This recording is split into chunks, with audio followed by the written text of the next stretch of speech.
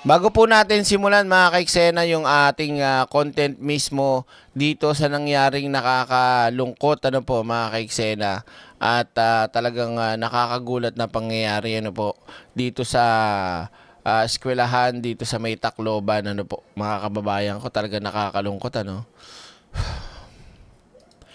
sa mga pamilya ng biktima at mga nasaktan at na-involve sa insidente, sa lalo na po sa mga namatayan. Condolence po mula kay Direk Freddy Valera, 10 po o mahigit pa ng aking mga subscriber. Condolence po sa inyo, sa pamilya, at doon naman po sa mga na-trauma at nagkaroon ng mga injury sa nangyaring insidente. Huwag po kayo mag-alala dahil action po ang gobyerno, umaksyon na po at ang DSWD para sa agaran pong intervention sa mga estudyanteng na trauma at mas panatiliing ligtas ang eskwelahan po. So, condolence po at huwag po kayong mag-alala. Makakamit po natin ang hustisya. Magtiwala po kayo at syempre magtiwala kayo sa Panginoon at kay Pangulong Bongbong Marcos. So, eto na nga po mga kaiksena, gumimbal sa ating lahat ang nakakalungkot at talaga naman pong nakakatakot na pangyayari. Meron ho akong tanong sa inyo mga kababayan ko. Sa inyo hong palagay, ito po bang nangyaring insidente ng pamamaril ay dapat mong isisi agad-agad right there and then kay Pangulong Bongbong Marcos? Sagot.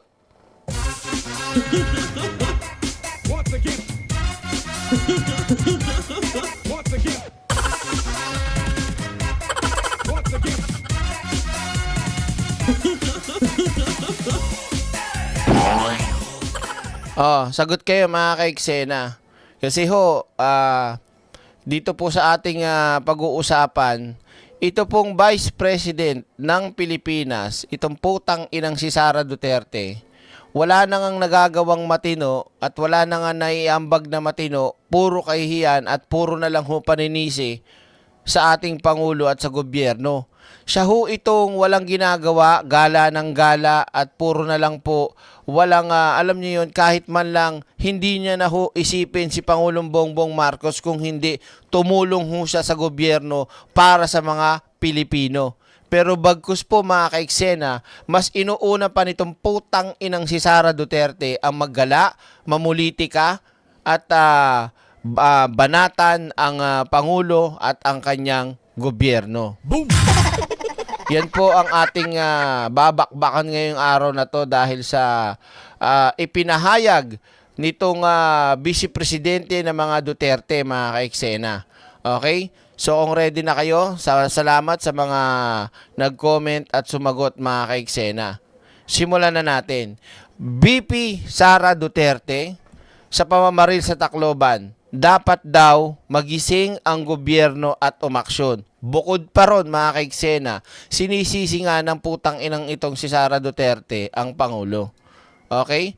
So, eto mga kaiksena, panoorin po natin at bigyan natin ng komento. At syempre hindi ho papayag ang atang palasyo sa pangunguna ng spokesperson o ng Undersecretary Jose Claire Castro. Binalagbag ang sinabi ni Sara Duterte. Ito muna, pakinggan muna natin mga kababayan. Tira. Sa nangyaring pamamaril sa Tacloban, sinabi ni Vice President Sara Duterte na dapat nang magising ang gobyerno at umaksyon para gawing ligtas ang mga paaralan.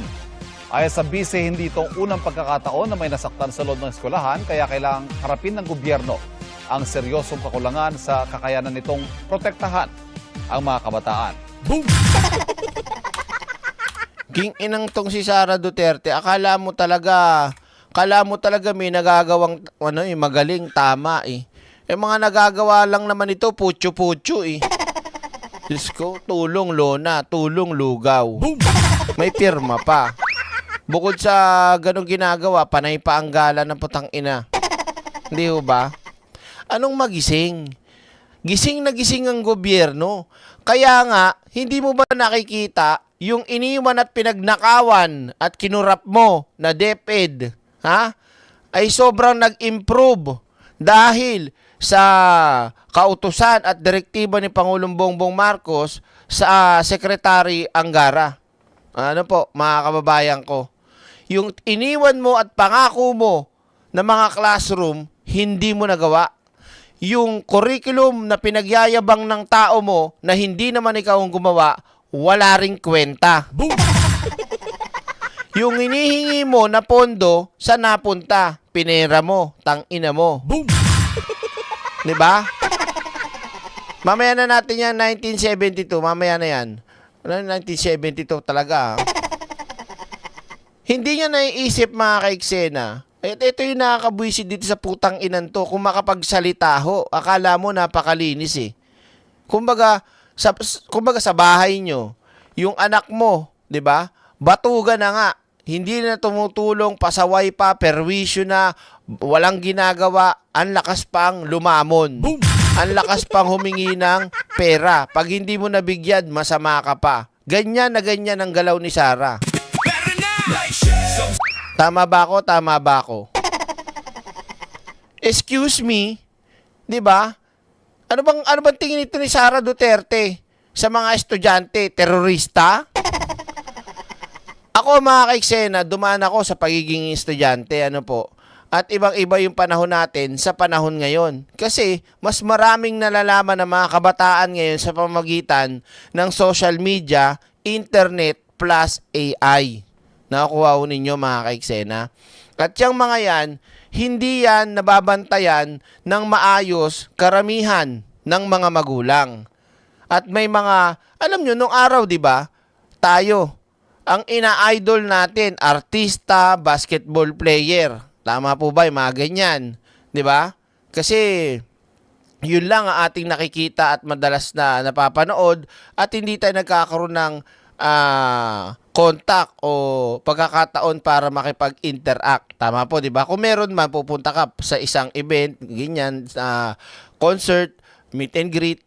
Pero sa social media sa panahon ngayon, kahit hindi mo na makita yung mga ina-idol itong mga to, hindi lang basta mga Pilipinong artista, sports, na kung sino-sino, sa buong mundo kaya nilang umidolize, kaya nilang mag-adapt, kaya nilang kunin ang gusto nilang maging pagkatao sa pamamagitan ng internet, ng online at kung ano-ano pang mga application sa website na kung ano mga ano-ano pa, marami, 'di ba?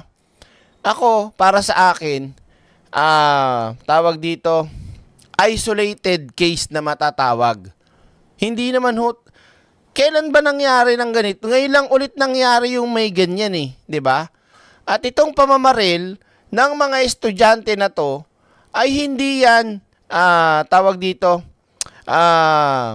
kumbaga dala yan eh, dala ng kanilang ano tawag doon sa Tagalog? Nakalimutan ko sa Tagalog tawag doon eh.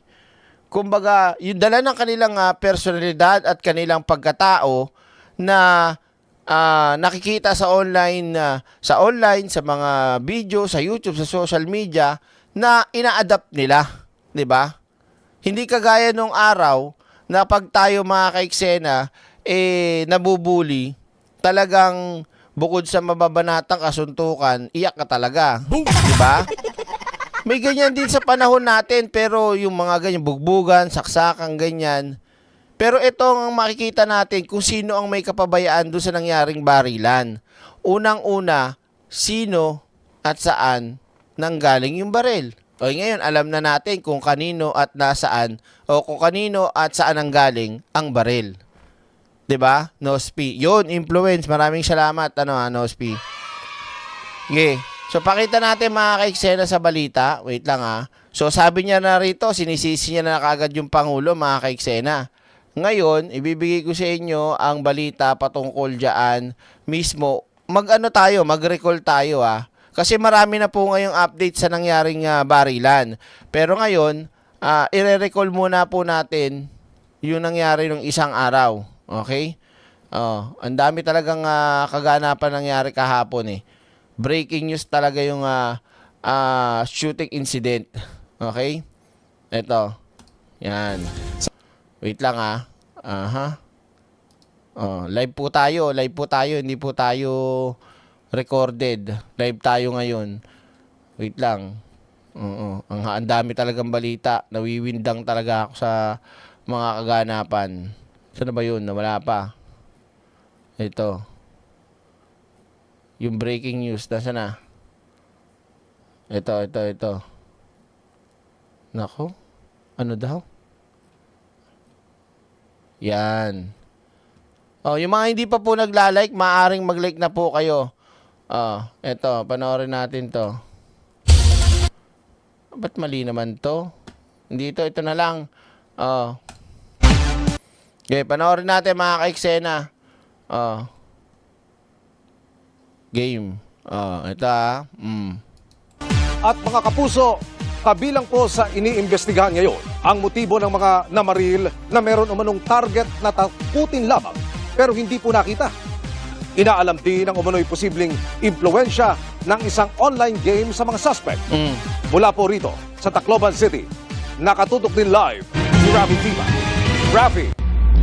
Patuloy nga imeritong investigasyon ng mga pulis sa motibo at dahilan ng dalawang minor de edad na suspect para sa gawang pamamaril kahapon dito sa San Jose National High School. Bagamat tila matagal nga daw itong plano ay lumabas sa pao ng investigasyon ng PNP na balak lang manakot ng dalawa sa anila'y nambubuli sa kanila. Ako, mga ka-eksena doon sa sinabing balak lang manakot, di ako naniniwala doon balak manakot. 'Di ba? Kung balak mong manakot, wala ka dapat bala. Boom! 'Di ba? Kaso may bala eh. Saan kayo nakakita yung isa nakapagpaputok ng 40 putok? Boom! 'Di ba? Oh. Sipin niyo yung mga ka-eksena, ha? Oh. Kita sa drone video na ito kung gaano kalawak ang dapat bantayan sa campus ng San Jose National High School.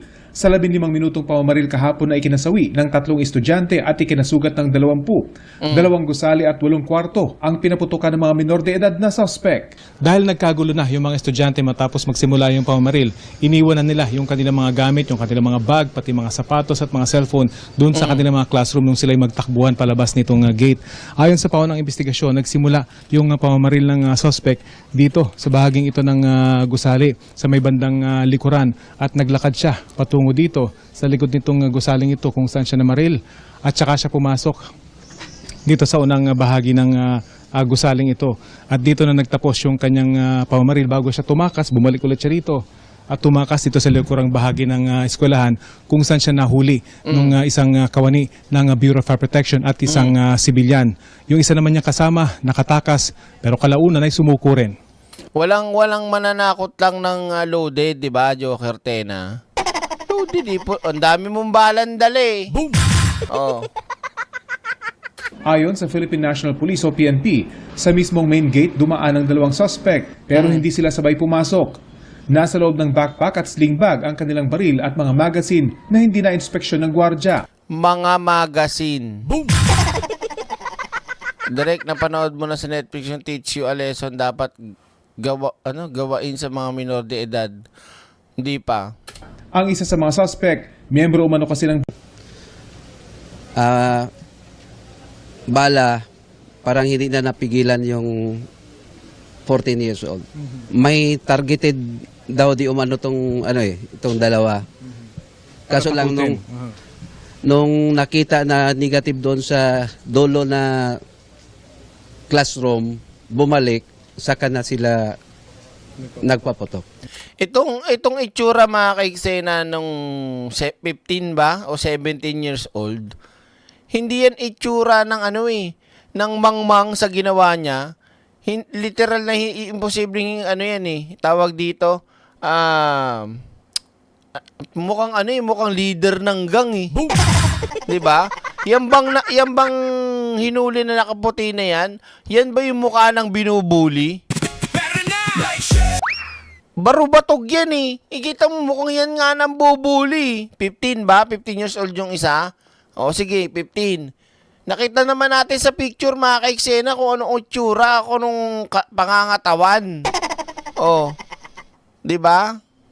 Sa initial na forensic investigation, isang beses lang pinaputok ang caliber 38 revolver. Oh. Ang nakapatay at nakasugat sa mga biktima ay mula sa 9mm na baril na hawak ng mas nakababatang suspect na nakuha niya sa tiyahing pulis. Yun. Boom! Diba? Oh. As early as May 1 or April na mag-launch sila ng ganitong ano.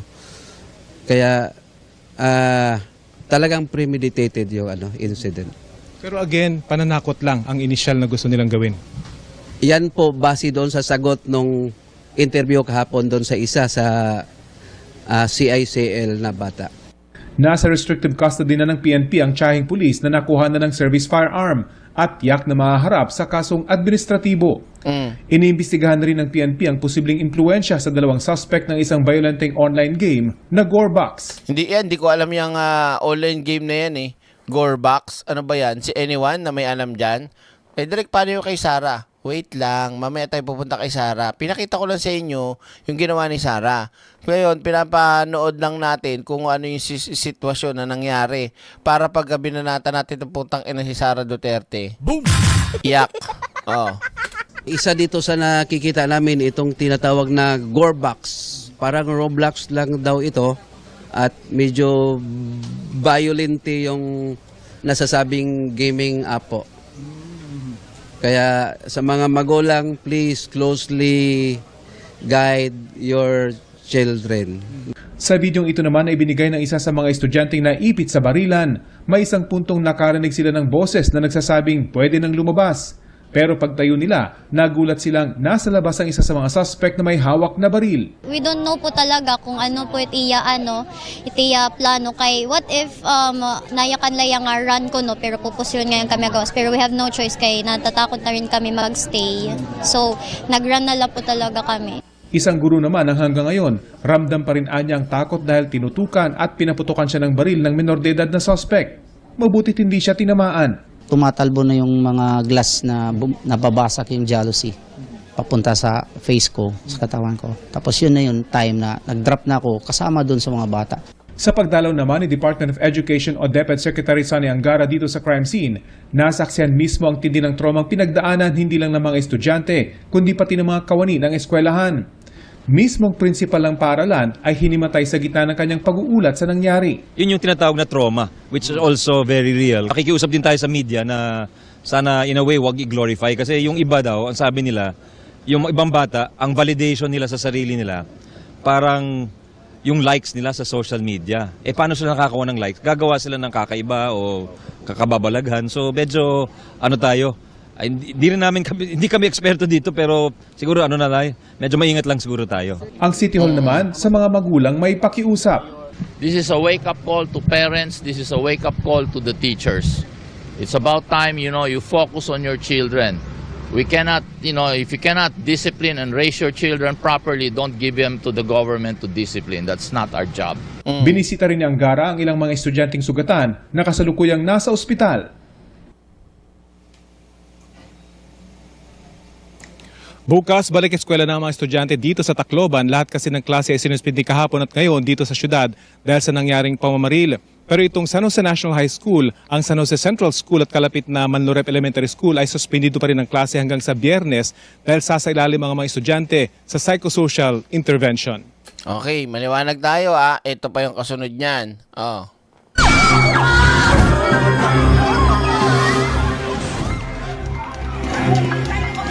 Sabi nga dito mga kaiksena, pinagplanuhan. Makinig ka Sara Duterte putang ina mo Pakinggan mo mabuti yung balita. Pakinggan mo yung investigasyon. Huwag kang kuda ng kuda at maninisi ka agad sa ibang tao. Hindi mo pwedeng isisi agad yan sa presidente sa kay Pangulong Bongbong Marcos. Hindot ka. Di ba? Kita mo, ang ayon sa nagawang investigasyon, ginagawang investigasyon, matagal nang pinagpa-usapan o pinagplanuhan, pinaghandaan daw ng mga suspect. Di ba? Oh.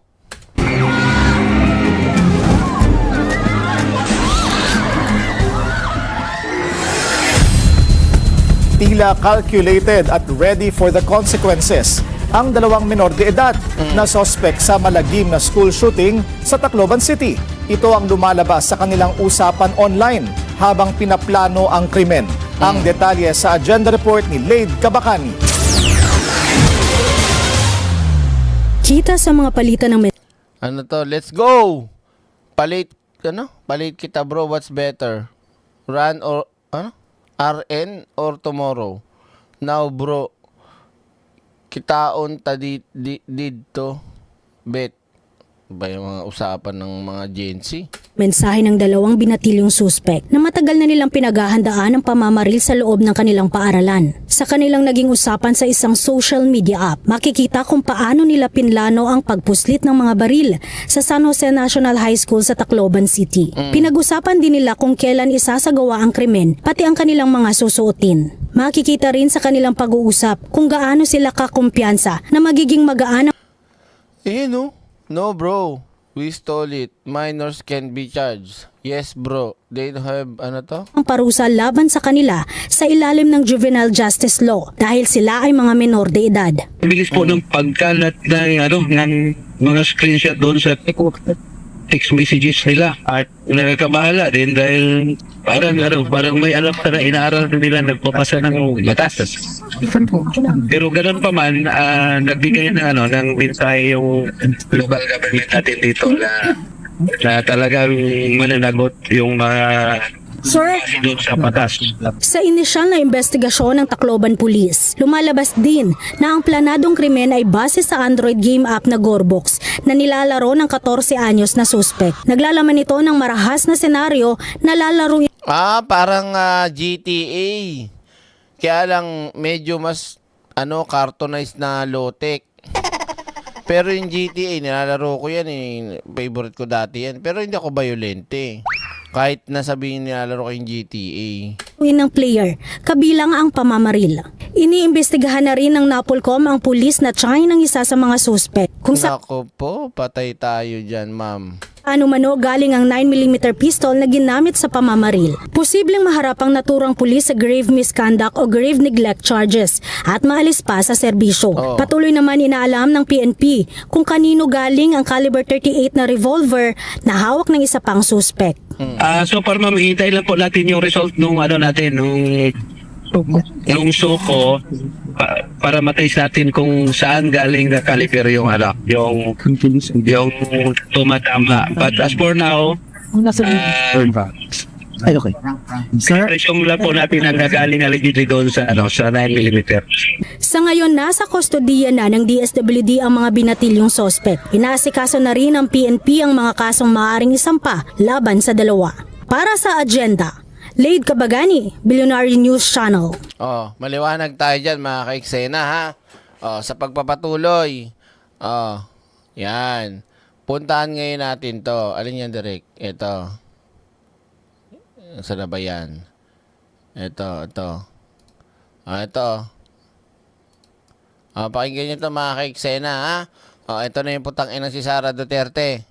Palpak daw ang gobyerno sa intelligence gathering, kaya nangyayari ang mga karahasan sa mga paaralan ayon yan kay Vice President Sara Duterte. Pero buwelta dyan ng Malacanang, hindi terorista ang mga estudyante. Nasa frontline ng balitang yan si Maricel Halili.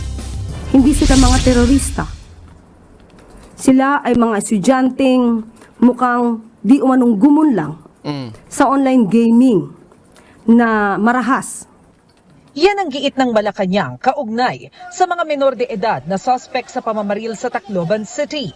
Buwelta ito ng palasyo sa ilang pahayag ni Vice President Sara Duterte. Sabi kasi ng bise, Hindi, ito sorry tawag dito, Eddie Wawa. Hindi ko kukunin yung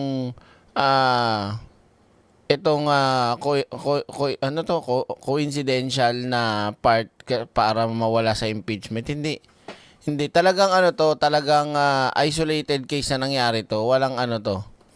dapat protektahan ang mga mag-aaral mula sa aniyay radical influences, pati na rin daw sa pang-aabuso, kapabayaan at karahasan sa loob ng eskwela. Wow, putang ina mo, ang galing mo magsabi ng ganyan, parang meron kang ginagawa 'di ba?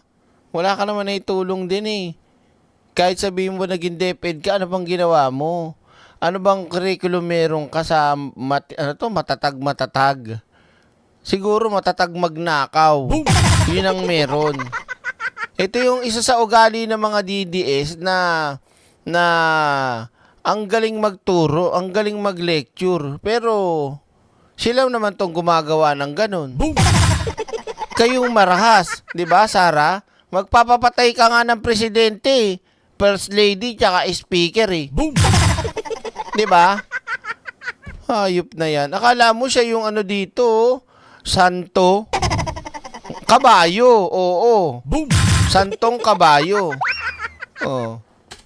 Ang trahedya, sinisipa ni VP Sara sa pagiging palpak ng gobyerno na kilalanin ang kahalagahan ng intelligence gathering. Gago.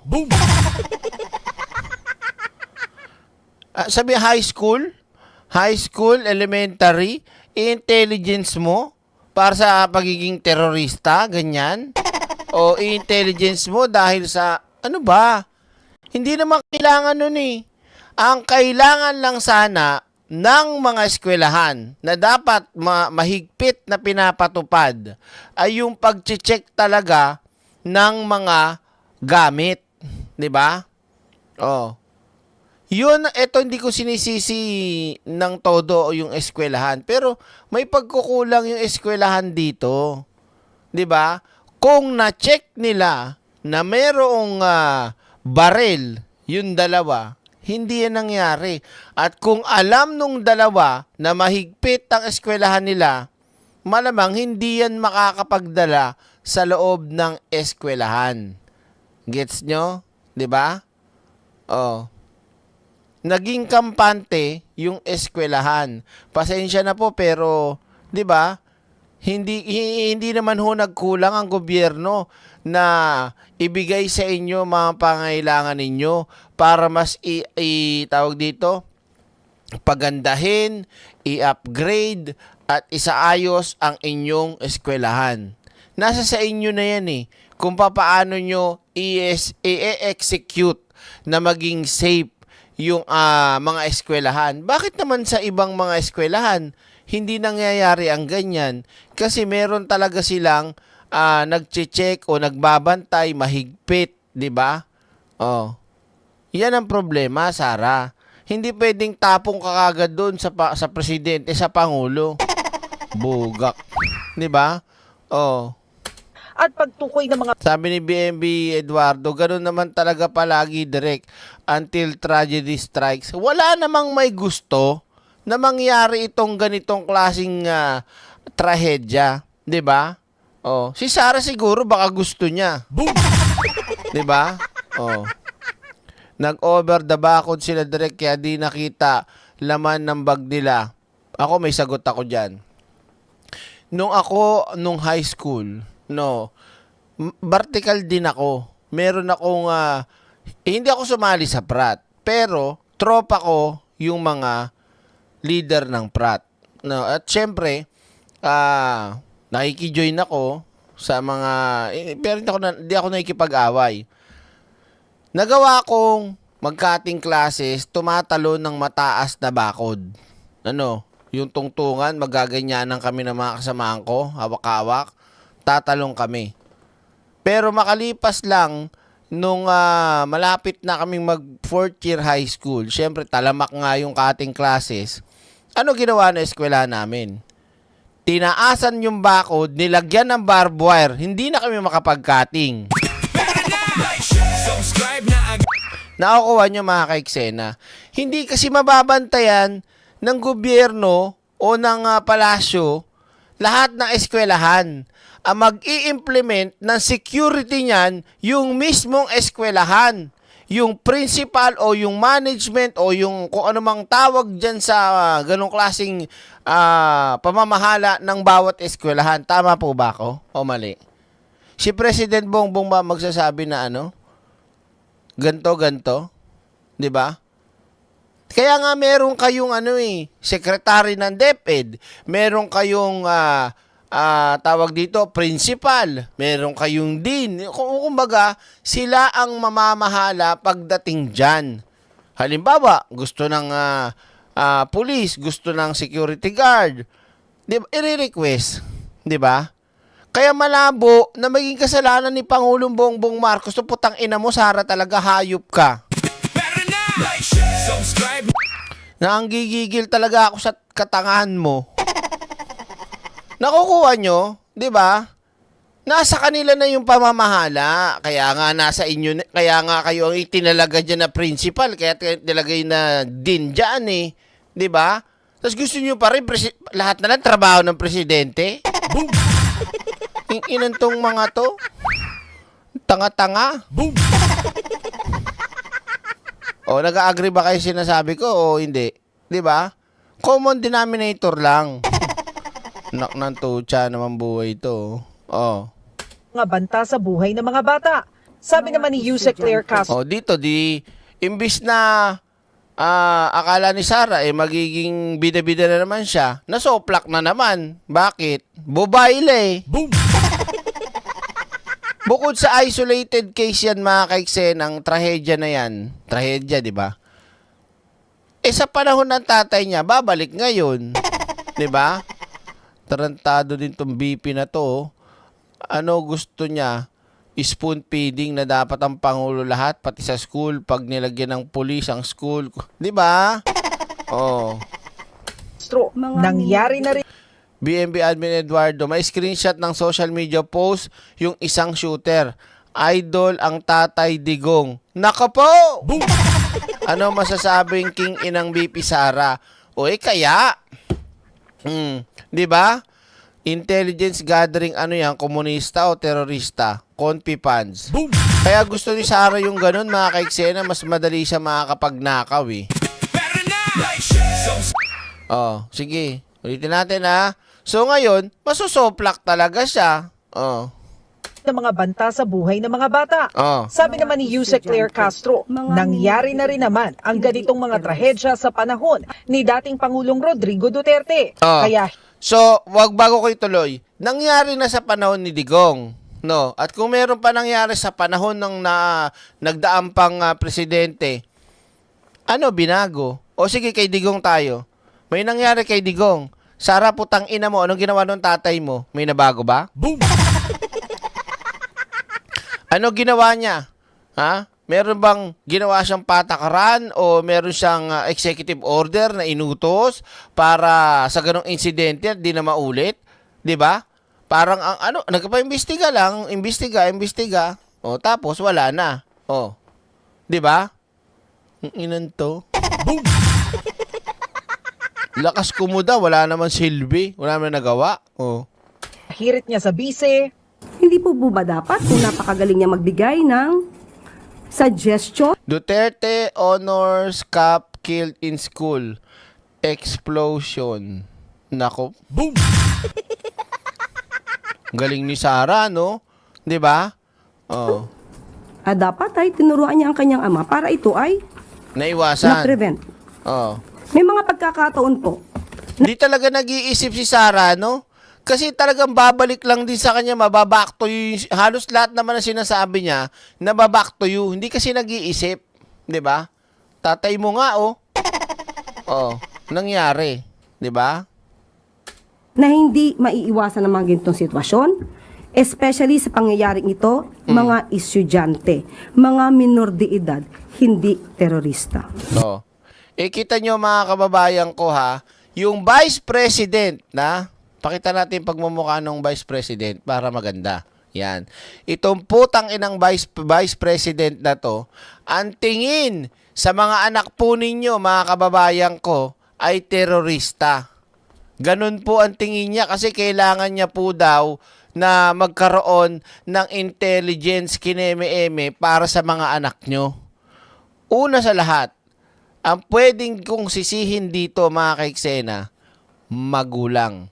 Masakit mang pakinggan at masakit mang malaman, magulang ang may problema dito. Agree ka ba? Ikaw magulang ka? Agree ka ba? Kasi hindi magkakaganyan ang inyong mga anak kahit nasa eskwela pa yan kung yan ay nasusubaybayan at nagagabayan ng tama. Tandaan nyo yan mga kaiksena. Tama ba ako? Pangalawa, kung papaano nyo, tawag dito, kung sa papaanong paraan nyo dinidisiplina yung inyong mga anak. Hindi porket mahal na mahal mo yung anak mo, hindi mo pwedeng paluin. Boom! Hindi porket matatakot ka dahil baka mabantay bata 163 ka. Alam mo kung ano ang hangganan ng pagdisiplina sa bata. Kahit sabihin mo pang matigas talaga ang ulo ng anak mo, pero kapag yan naumpisahan mo pa lang ng maaga na disiplinahin, talagang hindi magkakaganyan yung bata na yan, yung mga yan. 'Di ba? Oh. Nakukuha ninyo mga ka-eksena. Tayo, 'di ba? Tayong mga batang 90s, 80s, 70s, 60s to 50s, 40s, 'di ba? Kapag sinabi ng magulang natin, talagang ang takot natin, abot-abot. Yung iba, sit-sit pa lang. Psst. Nanginginig ka na eh. Di ba? Yung iba nga, tingin lang eh. Takbo na eh. Boom! Ngayon mga bata kasi nga, nai-spoiled. Kahit nag-uumiyak na yung nanay, hindi pa sumusunod yung anak. Di ba? So, sino may kasalanan? Si Pangulong Bongbong Marcos pa rin. Sara. Babae ka pa naman. Di mo alam yung pinagsasabi mo. 'Di ba? O i-comment nyo dyan kung anong year kayo. 90s ba kayo? 80s, 60s, 70s, 50, 40, and the rest. 'Di ba? Sara, gamitan mo. Ay, wala palang utak to. Sara, magtanong ka na lang sa matalino ha, para hindi ka napapaya sa pinagsasabi mo. Nakakaawa ka. So, sobra. Nakakaawa ka, talagang impacta ka. Sa totoo lang. Ng suggestion, dapat ay tinuruan niya ang kanyang ama para ito ay na-prevent. May mga pagkakataon po. Tsaka sino ba ang marahas dito? Sino ba ang may ugaling marahas? Di ba tatay mong karton, saka ikaw, saka yung kapatid mong si Pulong? Paano si Baste? Bading yun. Boom! Di ba? Tsaka si Kitty. Mga mararahas sila eh. Pati nga yung kabit. Pati nga sino yun? Nanay ni Kitty. Lahat sila sa pamilya nila mga ano. Di ba? Mga mararahas. Sa pamilya ni Pangulong Bongbong Marcos, meron bang marahas? Wala. Boom! Wait, meron pala. Sino direct? Si Amy Marcos. Bakit? Laging may dalang patalim. Subscribe na agad sa channel na laging may aral. Totoong kwento, totoong bakit? 'Di ba? Si Amy ang talagang marahas. Siyempre, pag gumanon lang yun, Gurado, okay, pag gumanon yun, hiwa ka doon, masaksak ka. 'Di ba? Natawa tong mga lokon.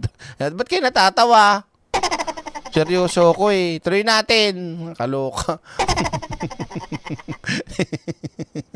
Si Jessie G naman tawan-tawa din Amy Marcos. Bakit? Yung baba kasi nga parang may dala-dalang balisong. Boom! Diba? Tuloy natin. Hindi, alam mo yung mga DD-shit na naniniwala kay Sara, na natutuwa si Pangulong Bongbong Marcos. Mga bobo. Diba?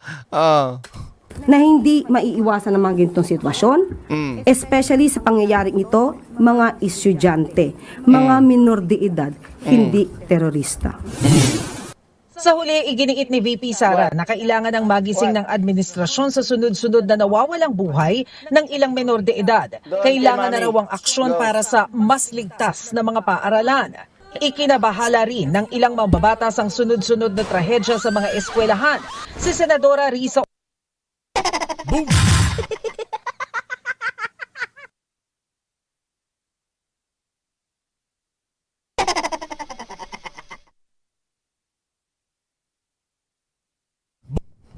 Hello, sorry Sa Ontivero. Sorry. Pasensya na Bakit? Naalimpungatan yung si Beng Beng. Paipasok kasi sa school yun, maagang natulog. Naalimpungatan. Nagising siguro ang ingay ko. Boom! Lalapit dito. Ganun pa ng mukha. Baka mamaya dito umihi sa tabi ko, nalimpungatan eh. Kaya ginaganong ko mamaya dito umihi. Ay, nagpunta na ng banyo. Okay, sorry po ah. Ayan na nga. Doon ka! Saan ka pupunta? Ay, nakita nyo? Oo. Diba? Oo. Anuin mo nga?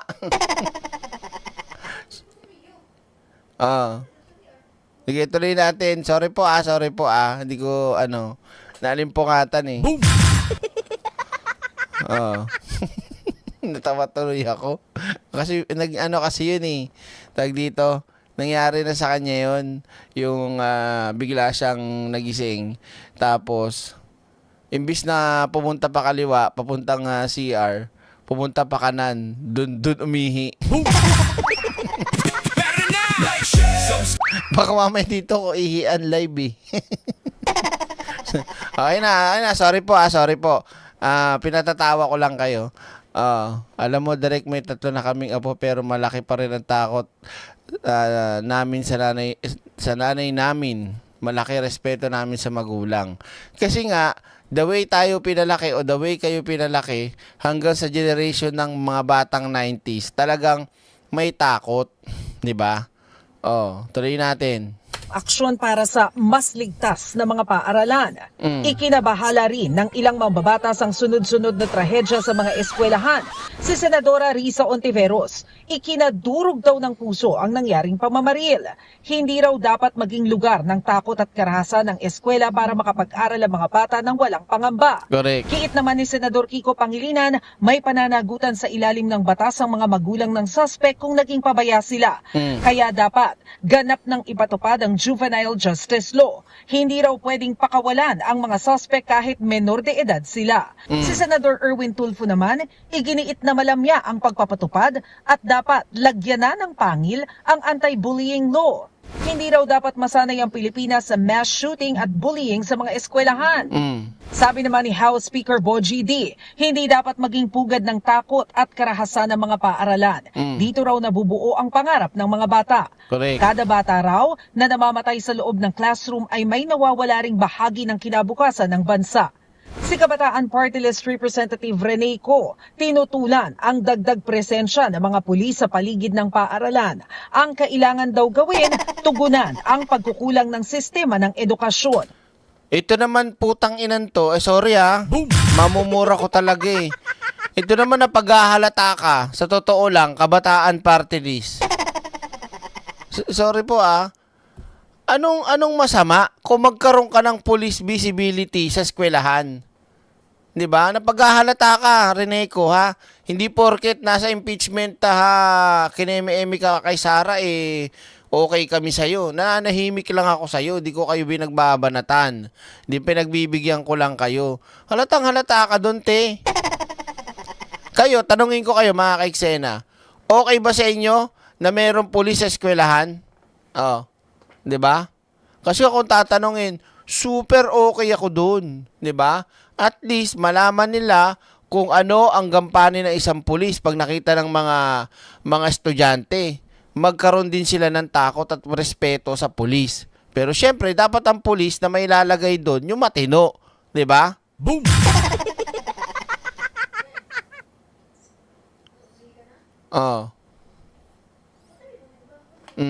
Tuloy natin. Kinundi na rin ng iba't ibang grupo ang nangyaring trahedya. Juliet Sierra, pinakabobo sa lahat ng bobo ang BP nila. Papampers ni Shoba. Salamat po. Yeah, baby! Thank you po, Ma'am Juliet Sierra. Kaloka talaga si Sara, no? Kaka-high blood, no? Kita nyo, ang dami nagsasabi na okay sa kanila yung may police, di ba? Kung ako lang magiging secretary ng DepEd, re-request ko din yun. May police, may security guard pa, 'di ba? Tsaka ganito kasi mga kaiksena sa mga eskwelahan Ang kinukuha nila na nagbabantay sa gate, kung tawagin lang manong o kaya manang, parang kumuha lang sila ng tawag dito, kakilala sa ganito na pwedeng maging bantay sa gate, ganun lang. Paano ka re-respetuhin ng mga Gen Z? Kumbaga, hindi matatakot yung Gen Z sa'yo eh. Diba? Iisipin lang yun, baka matahin ka pa ng mga yan eh. Kung ilagay mo dyan, uniformado, diba? Oh. Tsaka pondohan na lang yan para sa sweldo ng seguridad. Hindi ba? Malaki ang pondo ng edukasyon. Kaya wag nating hayaan na maulit pa yung ganito. Makakaloka. Kahit kami nung high school kami, bantay ng gate namin, hindi naman security guard. Parang dati nagko-construction lang. Oh. Sabi ng council, Nung high school pa ako, meron ng guard sa gate ng school namin noon sa Maynila. Dapat talaga ganun. Oh, mas okay pa yon kahit ilang 2 or 3 pulis. Isa sa gate kasama ang guard. Oo, correct, 'di ba? Oh, okay talaga yun. So, for the welfare of children, hindi lang maiiwasan sa security measure ang karahasan sa eskwela. Dapat meron ding pagpapatibay ng mga relasyon, pagtaguyod ng emotional well-being at paninigurong may tamang suporta ang mga bata. Ang Catholic Educational Association of the Philippines naman nanawagan ng reforma sa edukasyon na huhubog sa ugali at emotional well-being sa mga bata.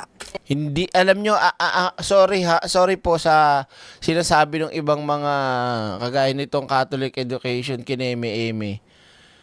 Hindi naman ho kailangan pang baguhin ng todo.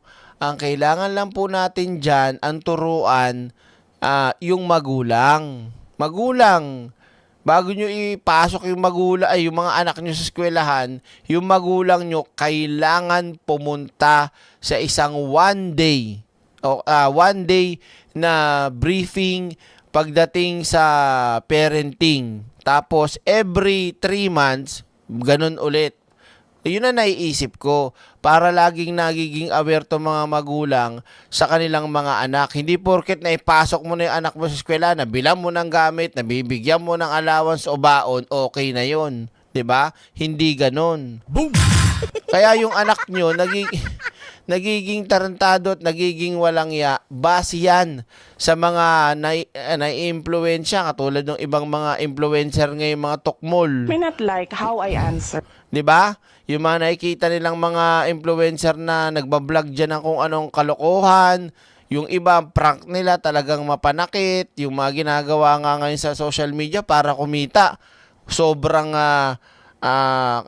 katangahan na eh. Oh. Yun dapat ang Diyos ko namang babaguhin nyo yung ng DepEd, reforma. Wow, wala namang problema sa tawag dito sa DepEd. Ang problema, seguridad dapat. Yun lang, palakasin ng security. Oh. Tsaka halimbawa, pag nandun sa eskwelahan, alam nyo ba meron ako napasukang trabaho. Hindi ko lang sabihin ko saan. Lahat ng cellphone namin may cabinet. May cabinet. Tapos nilalak yun. Lalagay lahat. Pero may bantay. Para at least kung mayroong emergency na mangyayari, bibigay sa'yo. Pero lahat na nakalak yan. Hanggat na oras ng trabaho, walang cellphone. Ganon din sa eskwelahan. Sanayin nyo lang yung mga bata ng ganon eh. Mababawas-bawasan din yung pagiging hayok niyan. Bukod kasi sa nakikita sa mga games, yung mga nakikita sa influencer, yung mga nakikita ng TikTok, yung mga kaldag, di ba? Yung mga ganyan. Oh. Nagbabalita mula sa Frontline, Maricel Halili, News 5. Talagang malaki ang impluwensya mga kaiksena ng social media sa buong mundo. Kaya kailangan maging mapili talaga kayo sa mga pinapanood o sinusuportahan o iniidolo na hindi naman papakialaman nyo yung anak nyo. Gagabayan nyo sa ginagawa nilang pag-idolo sa isang tawag dito, influencer o kilalang politiko o kilalang artista, di ba? Oh. Ano to? Sabi ni Rego Adventure, yes, yung Dare dapat mabalik, pulis nagtuturo. Oh, 'di ba? Oh, nakakalungkot talaga sa mga kababayan nating ano eh. Wait lang Nasaan na 'yun? Ang daming balita tungkol diyan sa shooting incidente. Ito pa, iduduktong ko mga ka-eksena. Nasaan na 'yun? Punta tayo dito. Hop. Sige. Yan. Ito mga ka-eksena yung mga pangyayari bago ang pamamaril sa Tacloban hanggang makaresponde ang otoridad. Ito yung timeline Pakita natin yung timeline. Yan. Tira. Iban. Portado ng Philippine National Police sa mga mungkahing ibaba ang edad ng mga pwede magkaroon ng pananagutang kriminal. Edad na 12 ang isa sa sinisili. Inilahad na rin ng pulisya kung paano nakuha ng 2 minor de edad na suspect ang pinaputok nila mga baril at ang posibilidad na may grupong ng udyok sa kanila. Narito ang aking pagtuto. Sa pagtatagpi ng PNP sa timeline ng mga naging pangyayari, nagsimula ang malagim na araw ng San Jose National High School sa Tacloban kahapon sa pagdating sa paaralan ni alias Nash, ang 14 anyos na gunman, daong alas 7:30 ng umaga. Nagaten pa si... Nakakaabilib din halatang nag-aral, alam mong na, 'di ba? Kasi mga ka-eksena baril yan, pag hindi ka marunong bumaril at kumalabit ka, may mga automatic pa, babaldig yan. Kapag binaril mo dire-diretso yan, mamaya, imbis na dire-diretso yung putok, gumagano, papunta na sa mukha mo. Diba? Oh. Si Nash ng flag ceremony. Halatang may marunong bumaril yung 14 anyos eh. Oh. Tapos sa comfort room na raw dumiretso. Daong alas 8, dumati ang 15 anyos si alias Rod. Yan Alam ko nakita nyo na yung totoong itsura niyan. Halatang mukhang leader ng gang eh. Baka nga kaya malakas yung loob ng bata na 14 anyos dahil kasama niya to. Oh. At nagkita sila ni Nash sa comfort room. Lumabas ang dalawa daw alas 9 ng umaga at nag-ikot-ikot. Unang pinuntahan daw nila ang posibleng target daw nila nang di makita. Nagsimula na silang magpaputok. Base doon sa isang witness, pagdating nila dito sa dulo ng koridor, ito si age 15, ito yung nag-verify kung nandoon yung target nila. However, negative daw doon yung hinahanap nila, bumalik. So, para silang nag-tactical movement papunta doon sa whole stretch ng koridor at basta-basta na lang pumutok doon sa windows. Sabi ng PNP, 2 minuto nakalipas, rumesponde na ang Tacloban Police. Alas 9:30, nasukol ang unang suspect, ang 15 anyos na si alias Rod. Hawak ni alias Rod ang isang kalibre 38 revolver na may 5 bala pa. Ibig sabihin daw, isang beses lang itong nakaputok. Kita nyo? Ang 14 anyos si alias Nash, sumuko bandang alas 11:15 ng umaga. Kasama sa isinuko ni Nash, ang 9mm na pistol na ginamit niya. Sa paunang investigasyon, pumutok daw si Nash nang hindi bababa sa 34 na beses. Nakapagpalit pa raw ito ng magazine. We were only able to recover 2 magazines. Isa po dun sa side, tapos isa po na nakasaksak pa sa kanya sa 9mm, kung saan itinapon niya po doon. Nakita niyo po kung saan siya na-apprehend or nakuha ng ating mga mamamayan. Sabi ng PNP, galing sa baril ni Nash na 9mm ang ikinasawi ng 3 kaeskwela nila. Sa investigasyon ng PNP, ang 9mm na gamit ni alias Nash ay service firearm ng kanyang tiyaheng pulis. Hawak ng tiyahin niya ng pulisya at iniimbestigahan. May ranggong police staff sergeant at isang abogado ang tiyahin ni Nash. Naku po, grabe. Nasayang ang paghihirap mo, ma'am. Nandahil dito sa impacto mong pamangkin. Boom! Diyos ko, kawawa Sa mga unang pahayag ng tiyaheng pulis, inamin niyang minsang naisama ang pamangkin sa firing range. Yun na nga ba Kaya, tapos. Kaya naman pala may alam, mga ka-eksena, sa edad ko ng 14, hindi ko pa na-try na ganun. Pero sa mga panahon natin, nakapagpaputok na ako. Pero, syempre, sa firing kineme-eme. Pero nung edad kong ganyan, naku, takot ko lang humawak niyan. Hindi kasi may mga ako, maraming ako kamag-anak na sundalo tsaka polis. 'Di ba? So, mayroon tayong kahit papaanong kaalaman. Pero wala tayo. Wala tayo niyan. Mahal yan eh. Boom! Oo. At naturoang bumaril. Ang baril daw niya, naiwan sa bahay. Galing po siya attending flag racing. Dumaan sa bintana ng bahay niya at yun na tuloy-tuloy nang nakuha yung firearm. Ang revolver naman na hawak ni alias Rod, nakarehistro sa isang security agency sa Cebu, kung saan naging security guard ang lolo niya. Hindi nagpaalam, nalingat si lolo or pumunta sa work. Hindi pa raw binibili ng buong-buo ng pulisya ang kwentong nabuli raw sina Nash at Rod, kaya dapat gaganti at mananakot lang. Isa sa tinitignan nilang posibilidad na may nang udyok at planado ang ginawa nila. We saw some indications na meron pong ibang grupo na pwedeng nag-udyok. All indications point to the fact na na-plan po talaga. We can only say na doon po sa initial na investigation natin, lalo na po itong si CICL alias Nash, ay heavily influenced po ng online content. Meron po kaming nakita na ano niya, aside from his own post na mga violent videos, meron pa pong tinitignan tayo na iba pa pong grupo. O, Sara Duterte, naririnig mo ba to? Napapakinggan mo ba to, Sara? Ang ina mo. Puro kasisi. Wala kang masabing matinong hindot ka. Ang inan to. Ayan na, oh. Nakikita mo na, oh. Oh. Yung tita, sinasama sa firing range yung pamangkin. Bata pa. Boom!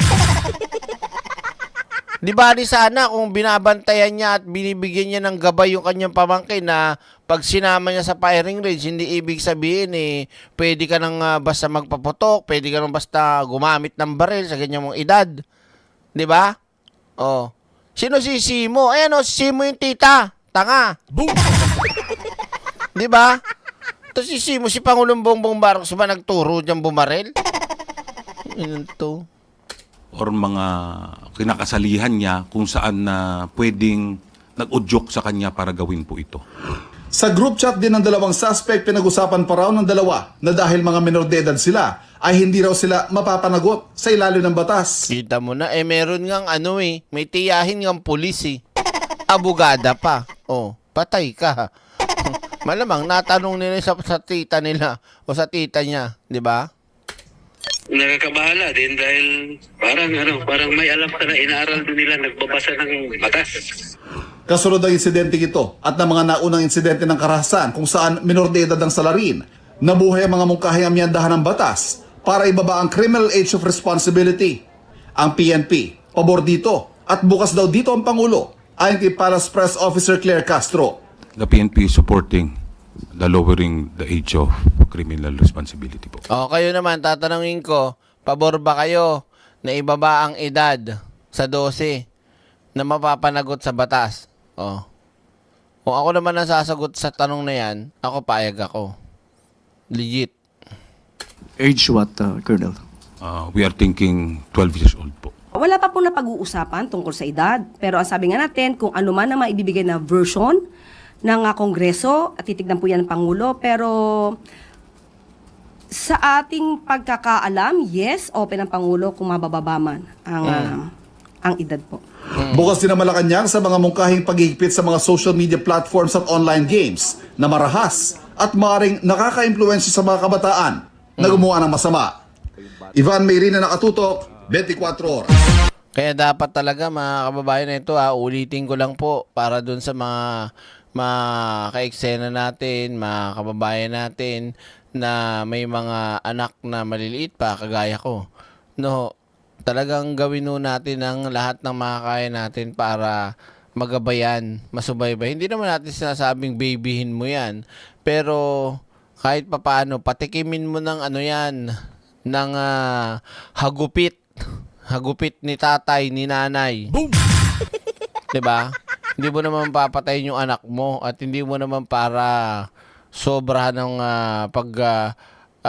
tawag dito. Basta Tagalog yun. Basta Tagalog yun, yung pagdidisiplina. Diba? Basta yung mapaintindi mo lang at malaman niya na magkaroon ka ng takot. Takot sa'yo, magtakot din sa Diyos, 'di ba? Para talagang maiwasan. Kasi pag takot sa iyo yung bata, makikinig 'yan, 'di ba? At kapag makikinig 'yan, syempre susundin yung gusto mo. Pag sinabi mong tigilan mo 'yan, 'di ba? Kaya si Bengbeng nabubugbog ko 'yan eh. Bakit? 3 po yun nun eh. Nasaan ba yung tubo? Subscribe na agad sa channel na laging may...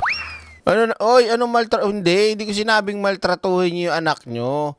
Kumbaga, ibigay nyo yung tamang pagdisiplina. Hindi ko sinabing bugbugin nyo ng lulumpuin nyo. Hindi ganon. Walang ganon wala ko sinabi lulumpuin. Bala kayo dyan. Hindi ko sinabi yan. Ipagbawal na ang mga palabas ni... Oo, sorry Coco Martin pero yung mga ginagawa mong mga ngayon, talagang baril-barilan mo na suntukan. Hanggang ganun pa. Mga ganun pa si Coco Martin. Ngayon, long hair yung bago niyang no? Tama na yung ganyan mo, Coco Martin, nakaka-influensya. Diba? Nakakaloka, wait lang So, yung hindi pa naglalike dyan, mag-like na kayo mga ka-eksena. Meron akong ihahabol. Speaking of barrel. Ano speaking of barrel, Direk? Ano ibig sabihin? Speaking of barrel, ano meron? Ito. Pakita ko sa inyo At nawala. Nawala ito si Kalbo. Ito pala. Andito pala siya. Ito na yun. Wala. Speaking of barrel. Ay, nawala. Ay, nawala nga. Kalbo pa naman yun. Kalbo pa naman yung ipapakita ko. Nawala. Dito ba yun? Wait lang ba yan? Ibig sabihin... Sana. Ba yan? Nawala pa, Ano ba kasi yung direct? Ito, meron, ano yan? Hindi. Hamo na nga, nawala pa Kanina nandito lang yun Tapos biglang nawala. Isa pa. Wait lang Yung mga hindi pa po nagla-like dyan, huwag kong kalimutan mag-like at syempre mag-share na rin po. Ano? Ano ba yun direct yung ipapakita mo, Kalbo? Sige, sabihin ko na lang sa inyo mga ka-eksena kahit walang video. Actually, maiksi lang naman yung video na yun Gusto ko sana ipakita sa inyo yung patungkol sa barel na si Bato de la Rosa po. Si Boy Tago. Nagsoli ng 6 na barel. Panibago mga ka-eksena. Nagsoli ng panibagong 6 na barel. Nakita ko kanina kasi sa balita. Nawala naman. Yun. Nagsoli. Hi, Ma'am Trishelman. Good morning. Yan. Ayan, na-late na kayo. Sinend ko sa inyo yung link. Kaya lang ngayon lang yata nakita. Sige, tuloy na tayo. Mag-like na kayo mga ka-eksena. Yung mga hindi pa nag-like dyan. Next.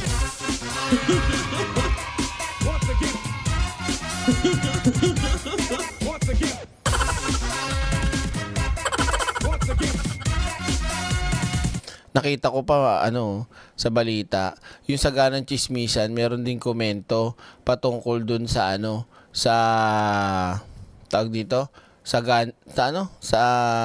shooting incident. Niisip ko, ano kayang pinagsasabi ng dalawang gunggong na yun? Oo. Tapos wala si Marcoleta. Asa na kaya si Marcoleta? Boom! Direct pabati naman, kararating lang, Alvin De Leon. Yan sa mga bagong pasok at hindi pa nakakapag-like, mag-like na kayo kung ayaw nyo masaktan. Bago tayo magpatuloy mga ka-eksena, meron akong update sa inyo at meron akong gustong ipakita at muli na ipagbigay alam at ipagbigay impormasyon sa ating mga kababayan. Ano mo yan, Direk? Siyempre pa mga ka-eksena, kapit lang. So eto na po ang ating latest update at talaga namang napakagandang balita ng ating gobyerno sa tawag dito direktiba ni Pangulong Bongbong Marcos at ng project ng Bureau of Immigration. Yan. Ano yan? So eto na nga mga bakla. Yan. So syempre ang KAIS, ang Civil Aviation and Immigration Security System, na talaga namang naiinip na ako na ma-experience. Kaya ulit mag-iibang bansa.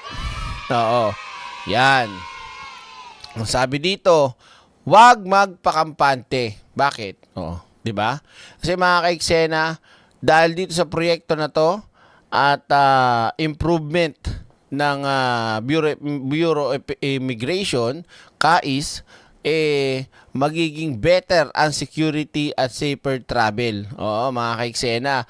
At madadagdagan pa ng AI. Oo, dalawang mukha yan mga ka-eksena para sa mga fake personal information, mga deepfakes, identity, and fraud.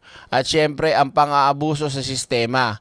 At ang isa pang muka ng proteksyon gamit ang biometric ID verification at syempre yung AI risk is scoring at real-time threat detection. Pangatlo, high-tech border defense ngayon na.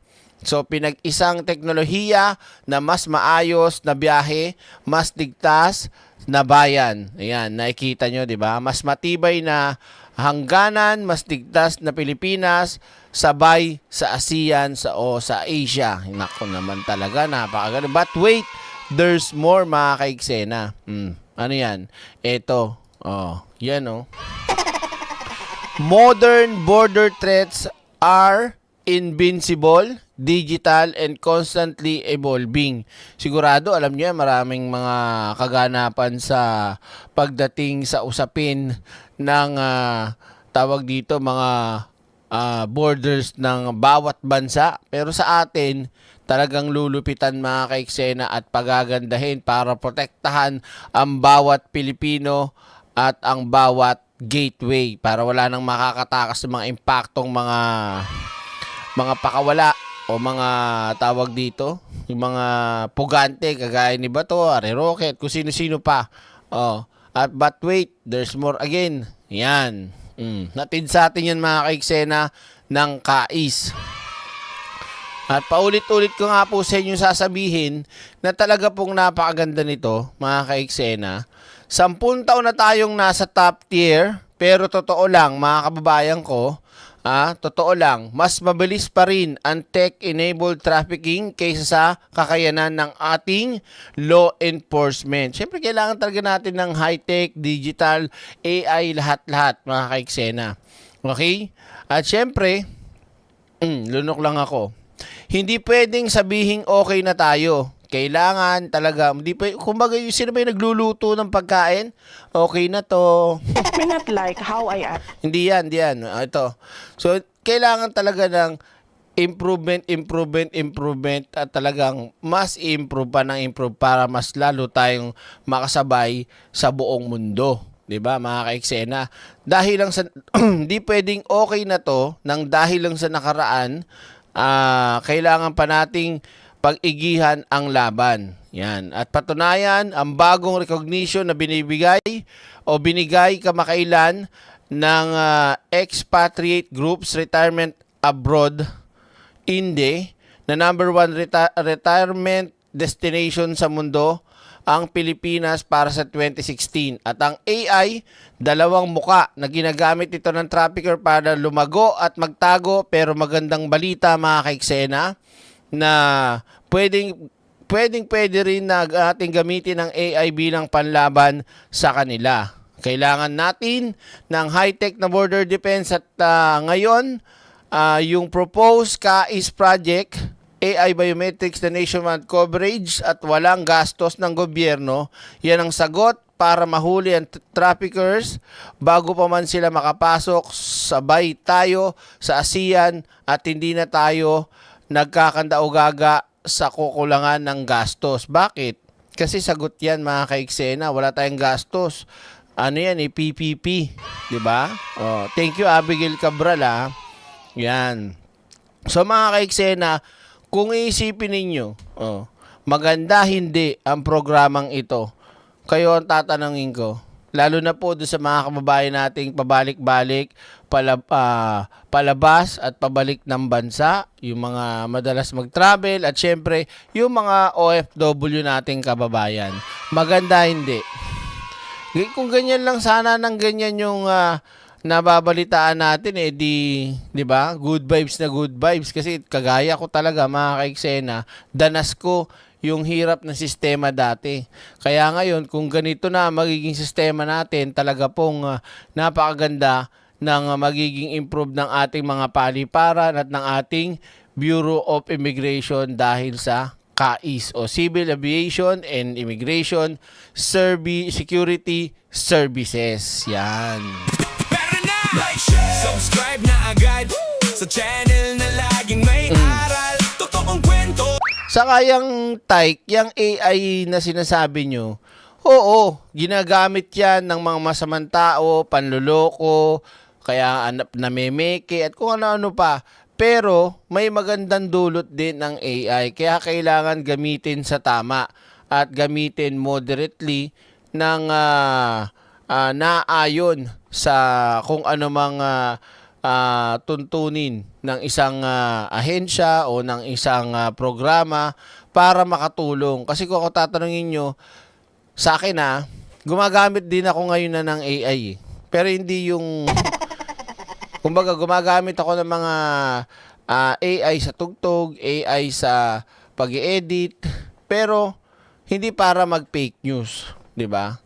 At magamit natin ang AI pandepensa din sa mga masamang loob. Yan ang tatandaan nyo. Ginagamit lang naman ng mga DDS yung AI na yan sa masama.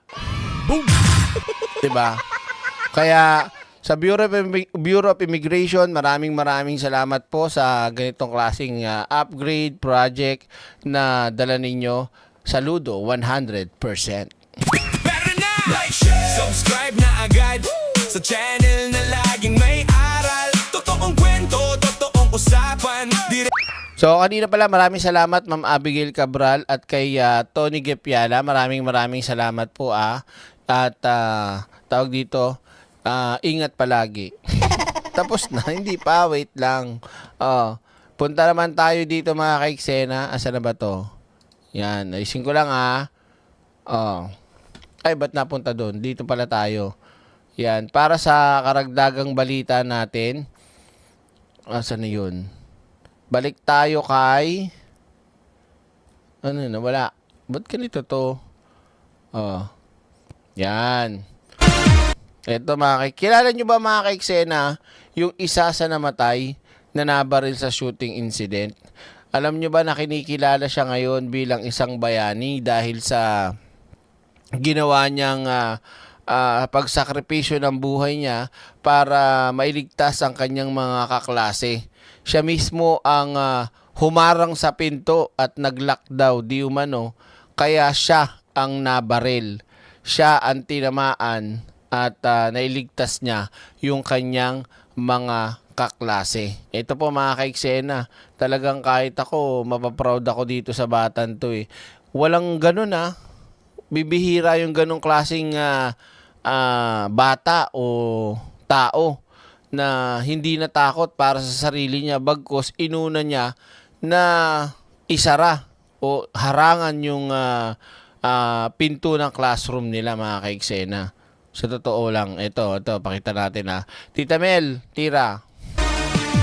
Magandang gabi po, Luzon, Visayas at Mindanao. Pagkagimbal at pagluluksa ang bumabalot ngayon sa Tacloban City sa karumal-dumal na sinapit ng 3 estudyante na namatay sa pamamaril sa loob ng San Jose National High School. Kasabay ng pagdadalamhati ng kanilang mga pamilya, lumutang din ang kwento ng kabayanihan ng isa sa mga biktima na naisakripisyong sarili para sa kaligtasan ng kanyang mga kaklase. Mga kapuso, pero hindi nito pinapawi ang pait ng trahedya ang kanilang panawagang mapanagot ang mga suspect kahit pa menor de edad ang mga ito. Yan po ang aking tinutukan.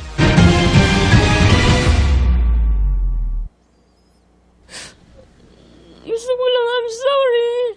Sorry, Yasi. I'm sorry.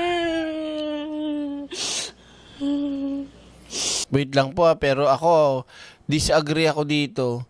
Siguro pwedeng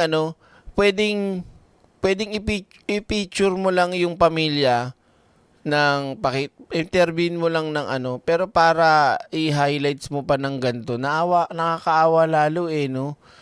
Sorry GMA pero masyado nyo namang gamit na gamit yung, 'di ba? Agree ba kayo? Kasi para bang parang nawawalan na ng yung pamilya. Kumbaga nagdurusa na nga, nag-aano na nga, at gusto mo pang ipangalandakan pa talagang, 'di ba? Alam naman ng lahat. Parang wala nang privacy. Nangyari na nga yung ganitong kalunos-lunos na sitwasyon, tapos nilalagay mo pa sa ganitong sitwasyon yung nanay, 'di ba? I'm sorry, Yas. Hindi na siya makapagsalita kung ano nangyari sa kanya. Hindi na siya makapagsumbong sa akin. Wala na.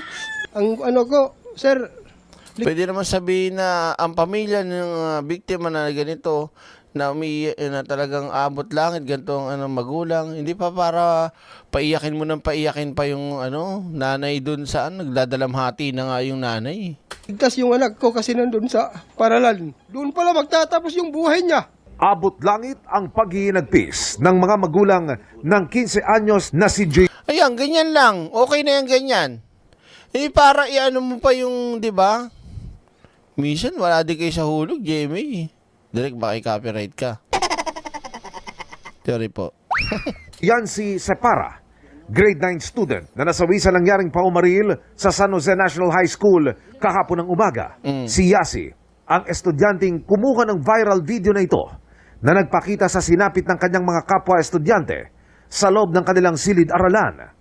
Pangalawa si Joy Yancy sa 3 magkakapatid, pero ang plano niya para sa kasalukuyang school year, tinapos ng ginawang walang habas na paumaril ng 2 niyang kaeskwela. Grade 10 siya. Ngayon, sinabi niya sa akin na, Mama, maniguro ako yan. Gusto ko nun niya ma-honor. Gusto ko po makulong yung mga guardian, yung mga bata na yun, yung mga may-ari ng baril. Hindi yun mapunta sa mga bata kung hindi galing sa kanila yun. Sa viral video na kuha ni Joyancy, makikita ang isang lalaking estudyante na sa halip na magtago ay lalapit sa pinto para humarang dito. Siya, ang grade 10 student na si Chris Lawrence Fabian, ang pagiging Boy Scout.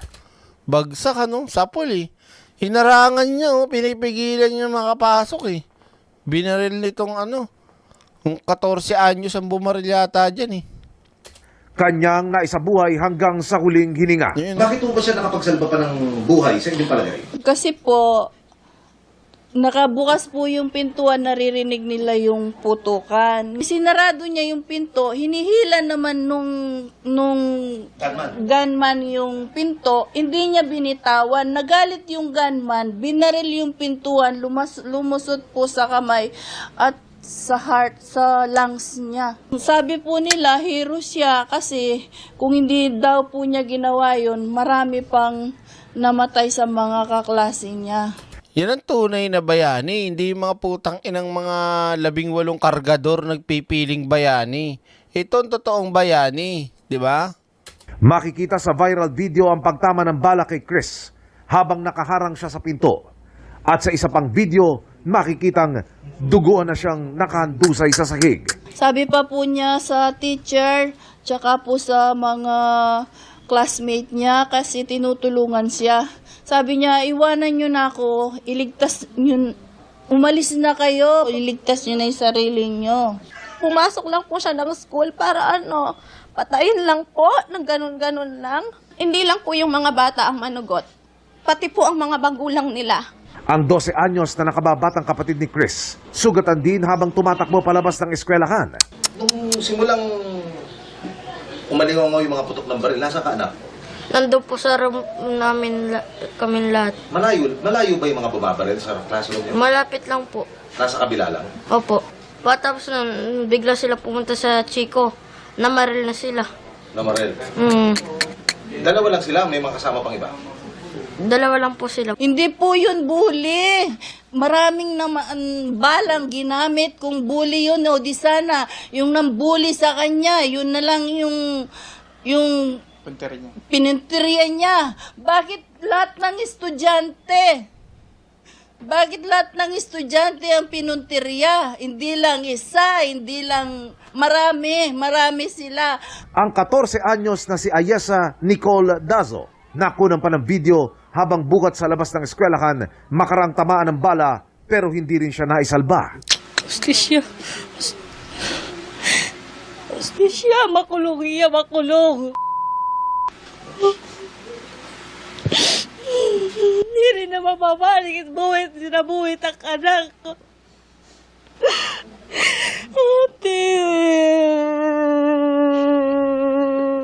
Matapos magpaulan ng bala sa eskwelahan, ang isa sa 2 minor de edad na suspect, nagtangka pa umunong tumakas at pumasok sa compound ng bahay ng isang estudyanteng aming nakapanayam. Pag salubong niya, tumakbo pa siya doon palabas sa may kanto, may doon sa may bagan, apartment, doon siya lumabas. Pumasok ba sa bahay niyo? Ano naramdaman mo? Natatakot. Sino yung pumasok dyan, anak? Hindi ko Yung po matangkad o yung maliit? yung maliit. Ito po siya yung pumasok sa bahay namin, tapos lumabas po siya doon sa may laundry. Wala na po siyang hawak na baril noon. Habang buhay ng markado ang Hunyo 22 para sa mga pamilya ng apektado, matatagaran ng paghilom kasabay ng kanilang daing sa inaasam na hustisya. It is important that we do a thorough investigation on what the real motive was. Let's not Kaso ang problema mga kaiksena, siyempre, yung mga batang namaril na yan, kukuha din yan ng abogado. Sa tingin nyo kaya, sasabihin ng abogadong kukunin nila, umamin ka na. 'Di ba? Siyempre tuturuan yun para kung kayang makalusot. Tama ba? Mali? Oh. Hindi, huwag tayong magpaka-impokrito. Siyempre, sigurado, pipilitin na susubukan nilang makatakas o makalusot dyan sa ginawa nila. Kaya nga sila merong chat, 'di ba? Na alam nila na kesyo hindi sila mananagot. So doon pa lang gamitin niyo kokote niyo mga ka-eksena. Eh di magaling di magpapalusot 'yan, sigurado. Kasi ayon nga mga ka-eksena sa napanood ko diyan sa juvenile na 'yan, sabi ni Kiko Pangilinan na meron pananagutan daw talaga. Kahit sabihin mong 14, 15 yan, mananagot sila. Kaya lang nabibigyan ng maling interpretasyon. So sabi doon, basta once na mapatunayan sa investigasyon na talagang meron silang motibo at kagustuhan talaga nila yan o may kaalaman talaga sila sa ginawa nila, mananagot pa rin sila sa batas. Yun yung napanood ko mga kababayan. Hindi yung dahil 14 anyos makakaligtas na. So magkakaroon kasi ng investigasyon yan, di ba? Oh. So di natin malalaman kung ano magiging palusot pang iba ng mga sospek. Pero napakalinaw eh. Hindi yan ginawa ng wala lang. Planado nga eh. So mananagot yan. Huwag ko kayo mag-alala. Malamang sa malamang talagang mapapanagot yan. Boom! Tapos, baka ang abogado nila si Torion, si Topacio sa Bundok. O, di kulong. Boom! Di ba? Oh. What about aid for the families victims? Oh, definitely. Definitely. That's being shouldered by the local government and the other agencies. You have to debrief them. You know, you have to work with them muna. Yun muna. O ngayon, para mas malinaw mga ka-eksena sa ating lahat, itong ipapakita ko, yung tungkol sa juvenile na pinagtatalunan nila. Ito na, pakita natin. Meron talagang accountability sa ilalim ng batas. Marami kasi ang nagkakalat ng disinformation o maling. Hindi, sa totoo lang panood ko kasi to. Ako noon, ang intindi ko nga dyan sa juvenile na yan, juvenile, anong basa man dyan, hindi mapapanagot yung mga, yung mga minor de edad. Intindihin nyo to. Impormasyon na pagka minor de edad ay walang pananagutan. In fact, mga bata mismo ang nagsasabi gawa na rin siguro ng maraming mga ikinakalat na maling impormasyon na pagbata at nagkasala ay walang pananagutan. Hindi pwede silang managot, sila ay dapat pinapakawalan, etc. At maliwanag, hindi yan ang sinasabi ng batas. Hindi po yan. Ang pinakalayunin kasi nung batas, Senator, ay dapat hindi nangyayari yung mga ganitong bagay at hindi siya nauulit. Yes. So, in fact, sa ilalim ng batas, pagka pinakawalan mo yung minor de edad na nagkasala, ay ito ay kontra sa batas at pwedeng panagutan, kasuhan itong mga nagsasabi at pinakakawalan ang mga nagkasala. Dito sa kasong ito, right now, they're in the custody of... ngayon ay ongoing pa po kasi yung investigation. So, nandun muna sila sa custody ng police pero inaayos na rin po ang pag-refer nila sa bahay pag-asa na maaari nila at paglagay. ipapaliwanag natin ng husto, hindi sila maaring pakawalan. Hindi po. Lalo na ang kaso ay heinous crime. Yes po. And sa batas ng juvenile justice law, pagka heinous crime ang kaso, ay maaring minimum Of 1 year po. of 1 year ang involuntary confinement. Ibig sabihin nun, hindi papakawalan. Tatanggalin po yung kalayaan nila. Tatanggalin ang kalayaan ng korte, ng mahistrado. Ang minimum 1 year. Pwedeng maging 2 years, pwedeng maging 3 years, depende sa magiging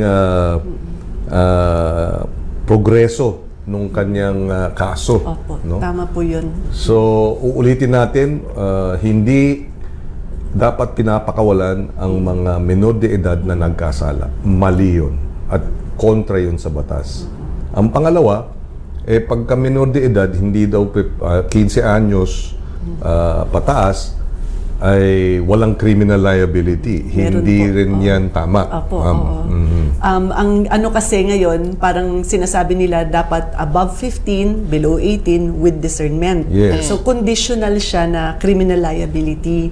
Pero ang napapansin namin, base sa mga interviews namin at mga research, usually pag above 15 na, meron na po talaga siyang discernment. So exceptional po yun na walang discernment ang above 15. So usually, meron po talagang kaso ang mga above 15. In fact, in many cases in the last 3-4 years, below 18, above 15, nasentensyahan ng guilty at naparusahan. At ngayon, mga nakakulong. Yes po, meron pong mga instances na ganun. Hinihintay lang po, kung hindi po talaga sila may rehabilitate base sa assessment ng social worker at syempre ang judge naman na magde-decide niyan, talaga pong isa-serve na nila yung yung do the time, or do the crime, do the time. Yung time isa-serve na po nila. Yes. So ganun. Yun ang usapan ng shooter. Di sila makukulong. Nag-aral kuno daw. Pero ito nga ang pinapaliwanag. Mananagot sila. Then, no? Merong mga kaso aktwal. Napanood mo na ba direct yung Teach You a Lesson ng K-drama? Hindi pa. Hindi pa kami nagbabayad ng Netflix. Wala kaming Netflix. HBO kami meron dahil yung House of the Dragon. Yun ang pinapanood namin. yung sinasabi niyong K-drama na Teach You a Lesson. Wala Netflix. Hindi pa bayad. Na mga menor de edad, nagkasala, heinous offenses, na dahil nga they acted with discernment, ibig sabihin, parang, kumbaga, adult, alam nila ang tama at mali, ay nasentensyahan at naparusahan at kasalukuyang ay nakapiit dahil nga dito Doon pa lang mga ka-eksena, pag inimbestigahan yung dalawa, booking sila. Dahil sa conversation nila, na inalam nila na hindi sila makukulong. So meaning, kaya nila ginawa yun, may kaalaman sila. 'Di ba? So walang kawala itong dalawang mokong na to na hindi nila alam yung ginagawa nila dahil sila'y bata. Doon sa usapan nyo, pang matanda. Huli mo na kagad doon Hindi magkakaroon talaga ng hustisya dyan. kasalanan at yung kanilang yung kanilang violation ng mga batas natin. So, again, uulitin natin, hindi totoo at hindi tama na sabihin itong mga nagkasala ngayon sa kasong ito sa Tacloban ay dapat pakawalan. Kontra sa batas yan. At pag pinakawalan sila, mananagot sila. Meron silang criminal liability yung mga nagpapakawala ng mga minor de edad na nagkasala. So, maliwanag po yun. Huwag po tayong maniniwala dun sa mga hindi tamang impormasyon. At, uulitin natin, may mandato sa batas na kapag kayo ay pamilya ng biktima, mandato na bibigyan kayo ng aruga, alalay, suporta ng DSWD. So, importante din yan. Yes po, sir. No? Hindi tamang sabihin na walang pananagutan ng DSWD sa pagsuporta at pagbigay ng assistance sa mga pamilya ng biktima ng children in conflict with the law. I understand dito 3 ang namatay. Yes po. At siyam ata ang injured, no? So lahat 'yan ay meron ding responsibilidad ang DSWD na bigyan sila ng alalay at suporta. Yung ano rin, dapat din maging malinaw tayo kung paano yung proseso ng pagtrato doon sa dalawang bata. Kasi magkaiba sila. Kasi yung juvenile justice, sir, di ba? Yung ano naman siya it's a procedural law. Yes. Yung karamihan sa kanya na sinasabi niya, kahit anong krimen, pag bata, ganito yung proseso. So pag below 15, kahit na hindi pwedeng kasuhan, hindi ibig sabihin walang pananagutan. Yes. Oo, usually, dahil ilagay na lang natin academic discussion dahil ayaw nating pangunahan yung korte. Pero dahil ito ay heinous crime talaga, mukhang murder yung nangyari at serious physical injuries. Yung sa serious crime, ang maaaring gawin ng public attorney at helping yung social workers natin is mag-file sila ng petition for involuntary commitment. So, para kunin yung bata sa kanyang mga magulang, sa kanyang komunidad. So, mahihiwalay talaga siya. Tatanggalin siya ng estado natin. Sasabihin ng estado, wala ka na sa magulang mo, ako na ang magbabantay sa'yo. Tapos noon, kukunin yung kanyang kalayaan. So, ibang-iba ito. Kasi pag ang napagbintangan ay adult, kailangan mong mag-file ng criminal case, kailangan mong i-prove yung proof beyond reasonable doubt. Meron pa ba ng proof beyond reasonable doubt? Meron pa, no? Oo, para malagay sa piitan ng isang bata. Pero ito, petition for involuntary commitment, which is just a summary procedure, pwede yung i-decide ng korte within 72 hours, matatanggal na yung kalayaan ng bata. So, at ano yung accountability niya dito? Pag ganito, isa-subject siya sa intensive intervention. Structured yun na talagang susundin niya yan araw-araw habang nandoon siya para ma-rehabilitate siya. So, isa yun sa mga accountability na kailangan niya gawin. Sumunod siya doon sa intensive program na ibibigay ng Bahay Pag-asa. Yun yung pinaka sa 14 years old. Penalty. Accountability. No?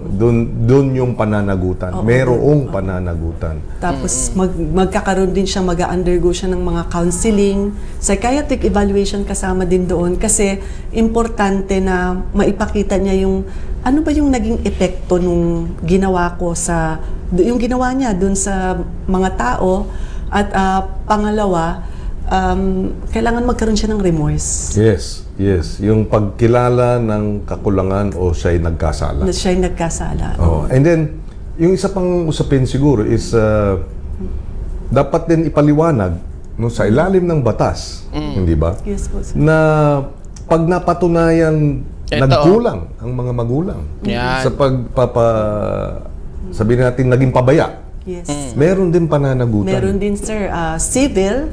At minsan, pag talagang grabe yung neglect o talagang tinuruan nila hindi dito sa, hindi sa kasang ito, pero in general, kung nakitang tinuruan nila yung bata na gumawa ng krimen, pwede ring kriminal. In fact, pwede ring, natatry din siguro yung RA 7610, yung Special Protection for Children Against Exploitation, Discrimination, and Abuse. Child abuse, Oo, na meron nga doong kriminal na kaso pag masyado mong na-neglect yung bata. So, maaaring tingnan natin, ano bang klaseng neglect yung ginawa na na-push yung bata na gumawa ng krimen, maaari din silang kasuhan doon. Kaya nga yung Hindi, dapat mga din. magulang, Hindi, ako medyo ako doon sa part na yun.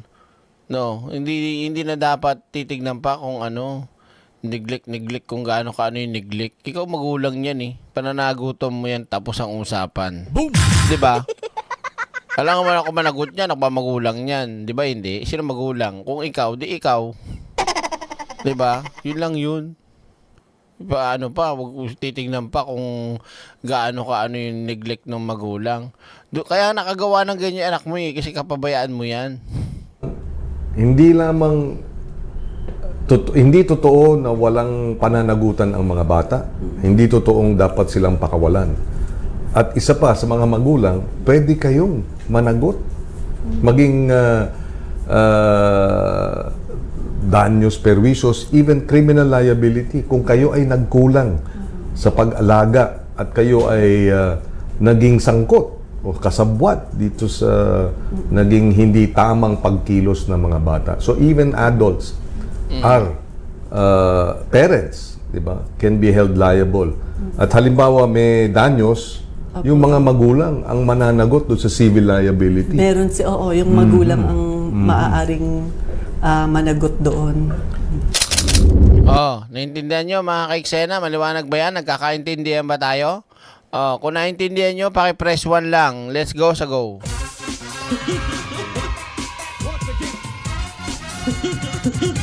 Direct download ka ng Loklok. Free naman yun. Doon mapapanood din. Baka pangit naman yung mapangit yung quality. Maganda raw yun, Marites. Netflix, teach me a lesson, parang ganun, trending daw. Parang parehas ng shooting incident, ganyan. Kaya lang sabi ko, wala tayong Netflix, di pa bayad. Nasaan ba yung tubo? Ano na ba to? So nagkakaintindihan tayo. Mga kaiksena, pagpasensyahan nyo po muna Hindi tayo nakapag-raffle kanina kasi sobrang busy ko kasi tawag dito. Gumagawa talaga ako ng iba't ibang paraang racket para makaracket eh. Ha? Kaya mga kaiksena, okay silip-silip pa to. Kaya mga kaiksena, antabay lang po kayo ha. Uy, may kamay. Hi baby. Hi, baka yung mga tap. Okay. So mga kaiksena, hanggang dito na lamang muna po tayo mga kaiksena. At magkita-kita po tayo susunod nating live stream dahil maglalaba pa ako.